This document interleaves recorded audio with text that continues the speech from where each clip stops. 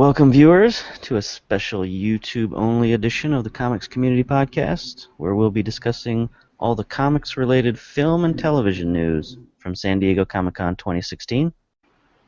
So let's move on to our next segment of DC television news. A little lighter, a little brighter. If you're looking for the bright side of DC Extended Universe, you go to the television show. And if you're a fan of the DC television universe and you were dying to know what happened at the end of Flash Season 2, then you got a nice surprise and you get to find out basically everything that's happening in a Comic-Con trailer for Season 3. And in a word, what's happening is Flashpoint. The trailer showed a changed world where Barry Allen gets everything he's ever wanted, but nothing is quite right. So he gets the girl, he gets his parents back, he gets, his friends, but none of them remember him the way he wants to be remembered. There are things going on that are, sort of dark forces closing in on him. Are you guys familiar with the Flashpoint series or the Flashpoint event in DC Comics? And if so, what do you think about bringing that iconic storyline to the television series? I came in at Flashpoint with DC Comics because I knew the New 52 was coming, because that was very soon before New 52, wasn't it? Yeah, that was one of the things that brought about the New 52 was okay. So I think it's interesting that they're going to tackle it. And did they say? I know we're talking specifically Flash, but is any of that going to ripple across any of the other shows? Have they said? I did not see that. I assume it's going to have to in some way because they're all tied together. Okay. I guess that would be my major question, and then I have to say pretty much a disclaimer because now looking at this list, we're about ready to talk about 5 DC shows that I don't watch any of. So all I can say though is that I think I'm impressed because 3 seasons ago, I'm not sure we would have said Gotham was going to be around in 3 years. Others have gotten more positive reviews right out of the gate. Flash, I think, was the network's #1 show, and maybe still is. Anyway, having said all that, just to simply to say, I'm encouraged. I'm happy to see that DC is having some success on television in general, but I'm just not having the time in my schedule to really know much beyond that about those shows. I'm not too familiar with the DC universe. I know a little bit about Flashpoint, but the thing that I do know is that a lot of people love this show, and a lot of people are so excited for it. I actually have a lot of friends who watch it, and they're not comic book readers at all. They're just people who enjoy like a good TV show, and this seems to deliver in pretty much everything, and there's a lot of hype for the next season. I get the impression, too, we talk about the darkness of the DC movie properties, but I get the impression that's not the case for television. Is there more, fun atmosphere about these, at least? There's a huge difference, and I think that's what shocked me most when I first watched it, like when I first watched the first few episodes, was just how different it is from the movies, in terms of tone and just how light it is, and more like the comics it is, I want to say.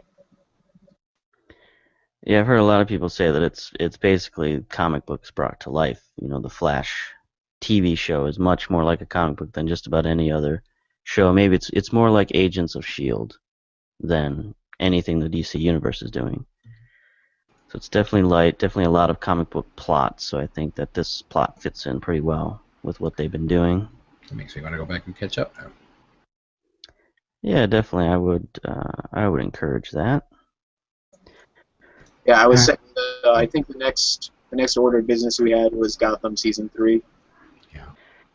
Yeah, so Season 3 is coming up, and as you mentioned, Season 1 and 2, mixed reviews. They really threw sort of kitchen sink approach, threw in a ton of villains and all that kind of stuff, just trying to see what would stick. So during an interview at Comic-Con, series co-producer and executive producer Danny Cannon offered up some details on what Season 3 will bring.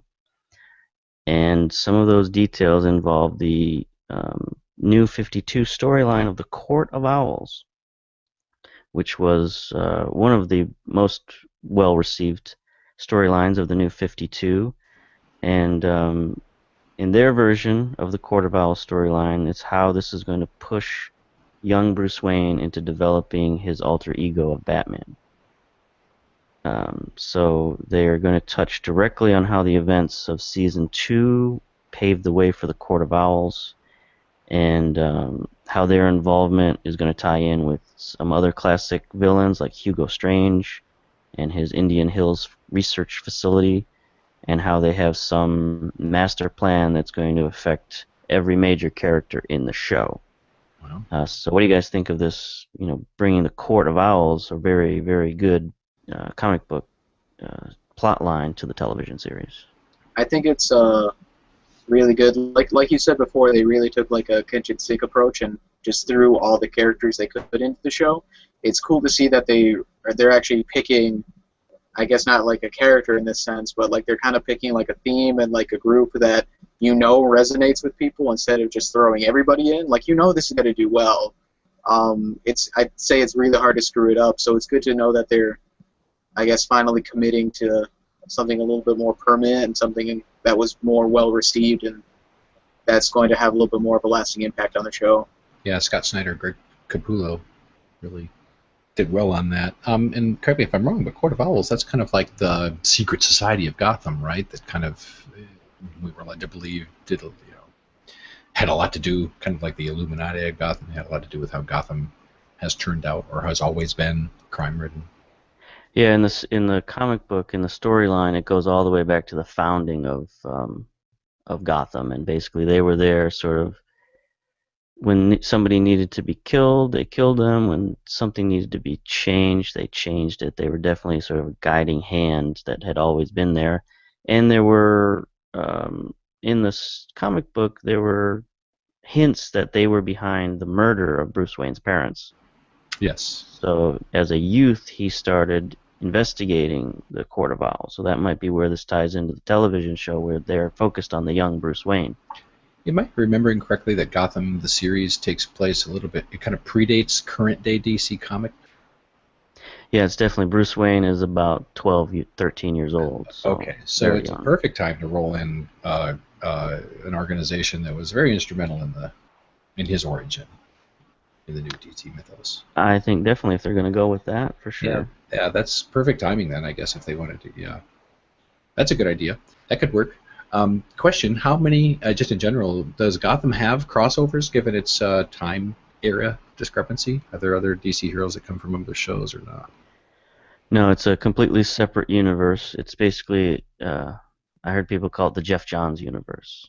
And that could explain why it's been around for so long. If the president of DC, it's his sort of baby. So. Yeah, we'll keep it going until it becomes a hit. Yeah. All right, so we'll move from the Dark Knight to the Man of Steel. It's been announced, and they've shown some actual costume pictures of Superman coming to the now CW series Supergirl. So in previous seasons, he's only been seen in sort of blurry photographs. They've shown him kind of off-screen. You've seen maybe his cape or his boots, but you've never actually seen Superman, and he's never been involved in a storyline. So now it looks like they're going to actually involve him with the Supergirl storyline. So do you guys think that this adds to Supergirl or detracts from Supergirl? I think it could add. I don't think I was the demographic that Supergirl was meant for. So after like 1 or 2 episodes, I stopped watching it. My main draw for that was actually Calista Flockhart, who I thought did a good job in her role. Although, when I heard this was happening, I thought, man, what a wonderful opportunity to bring Tom Welling back in a reprisal of his Superboy role, but now make him Superman. And if I'm not mistaken, even on the network where that ended, right? Back in the day, I thought that there had been talk back in the day that maybe Tom Welling might become involved again, I thought. But anyway, obviously not the case. I guess, well, is it Sci-Fi Network that's got the Krypton series coming up? It just makes me wonder how far they're going to be allowed to go license-wise, given the fact that other properties are out there, I think it can't hurt Supergirl. I don't think it can hurt Supergirl, and it might bring in new viewers. I guess it depends on what's going on in Superman's life. How does it relate to what's been going on in the Superman movies? Is it going to be a completely different Superman? That was my understanding, was that I think this show takes place in like one of the different Earths, so it is a different Superman. But also from like the pictures I've seen and stuff, like even the costume looks different. And I was a little worried because the costume pictures that I saw, he didn't have his cape on, and I'm like, oh god, please don't make that CGI. Please don't CGI that cape onto him. Did anyone learn anything from like Green Lantern and stuff like that? But you know, at the same time, I think, you know, like Phil says, I don't think it can really take away from the show at all. I think it can only, you know, kind of enrich it by giving it more ties to the rest of the DC universe, and, you know, seeing how those characters interact is one of the fun parts of reading the comic books, and I think it's even, you know, one of the highlights of watching the show. So I think it can only really help. But once again, like Phil said, I'm not the target demographic either. So I'd forgotten too that switched networks, right? That moved from CBS. And I think it was a combination viewer/budget. They wanted the show to survive, but it was too expensive to produce. Right, yeah. Related to the number of viewers it wasn't getting. And CW, is that where it moved to, CW? Yeah, it did move to the CW, and like Raphael said, the Flash crossover with Supergirl confirmed that Supergirl was in a different universe, because the Flash used his sort of Flashpoint powers to break through the barrier and get to her universe. Okay. Because they've established that in the Arrowverse, is what they call the CW universe, there is no Superman. They've established that. So now this is a chance to possibly bring Superman to that Arrowverse. Behind the scenes, I don't know, are they doing it to increase ratings, or are they just doing it plot-wise? They've moved to a new network now with a budget that they can work with, so I said that they can do no wrong, but in a way I'm almost wondering if they mess it up, that could be the end of Supergirl if they handle Superman stupid. Well, I think the interesting is that Supergirl and Flash and Arrow and all those shows have always been produced by the same guy, Greg Berlanti. Yeah, okay. So now that he's got them all under one network umbrella, I think now he can start merging their stories together and maybe have a larger plan. So this and they're used to making shows like that. Yeah, that's true. The other like sort of behind the scene things is they're moving the show, to your point, make it cheaper. They're moving it to Vancouver, where all the other Arrow and Flash and all that are shot. Mm-hmm. So I think something CBS was not equipped to or willing to. Right. Yeah, they've got their own studios in, you know, California somewhere. So I think this is good for Supergirl. It expands her universe. It, like you said, I think they're doing it for plot reasons rather than just as a gimmick. Because, like Raphael said, they've already got pictures of the guy in the costume, and people were kind of making fun of him because he looks like a smaller Superman, a thinner Superman. So when he stands next to Supergirl, it's almost like she's a little bit more imposing than him, which is interesting. Is that on purpose? I don't know. Is that just... Well, I mean, it is her show, so you know. She is the star. Yeah. So I think, like you said, it seems like good things for Supergirl. And I don't think they're going to do a Superman show. Maybe they could do a spin-off with this guy. I don't know, but... Or, you know, it could be like Phil said, and it could be the death of the show. So either way, you know, something will happen, and that's good. Either way, something interesting is going to happen. Well, if it goes bad, they can always do the death of Superman, right? Yeah, that's true. That's when you know it's gotten really, really bad, when they're doing Death of Superman.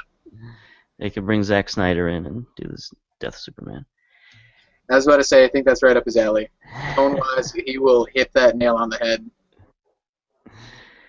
All right, so let's move on to the other show in the Arrowverse, which is DC's Legends of Tomorrow.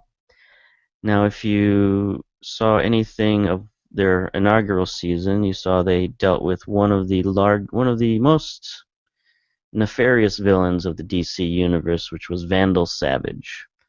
and they had to do a lot of time travel stuff because Vandal Savage, he's an immortal.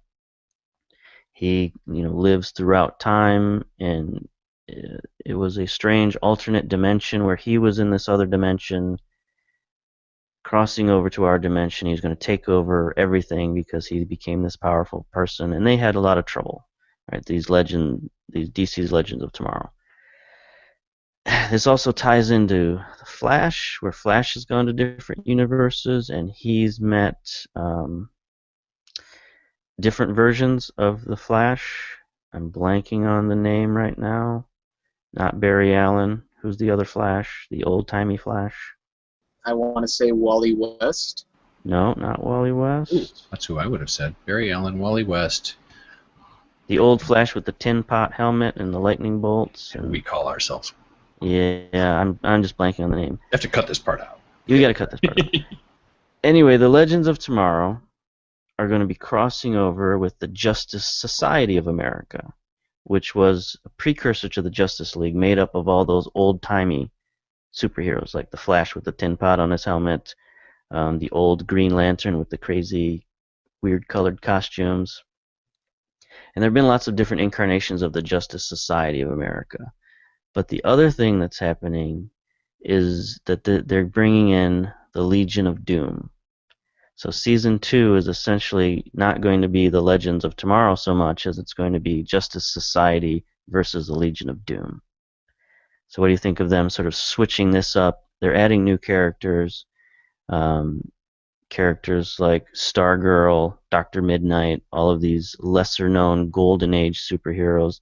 Alan Scott as the Green Lantern instead of, more modern Green Lanterns. What do you guys think of them using a lot of those different characters? I like the idea. I think this is a series last year.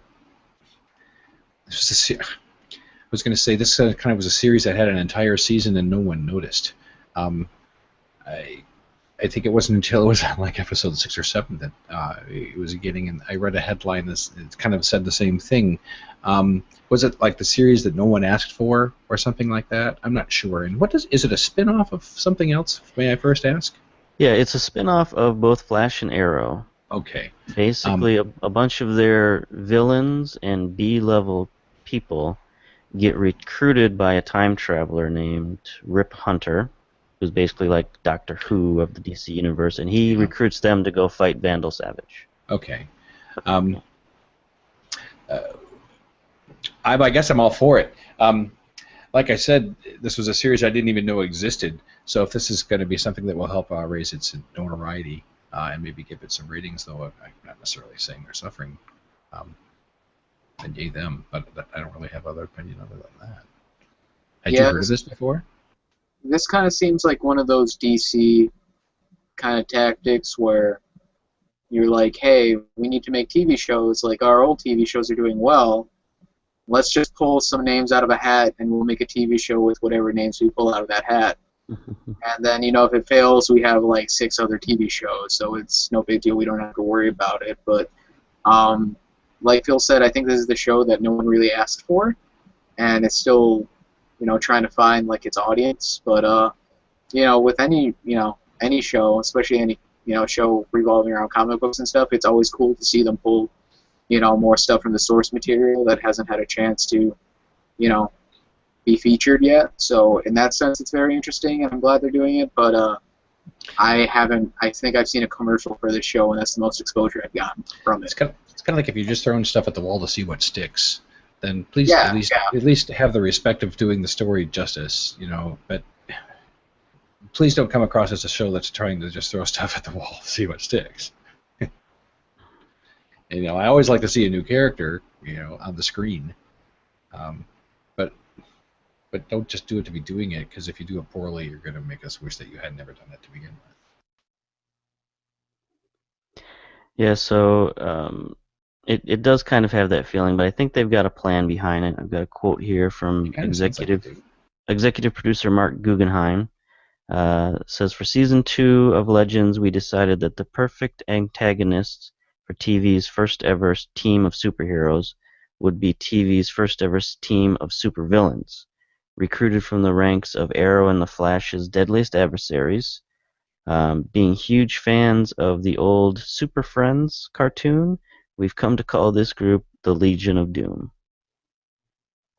So they're definitely trying to tie these comic book type, Okay. characters and ideas back to their own television show. So Well, okay, that's good then.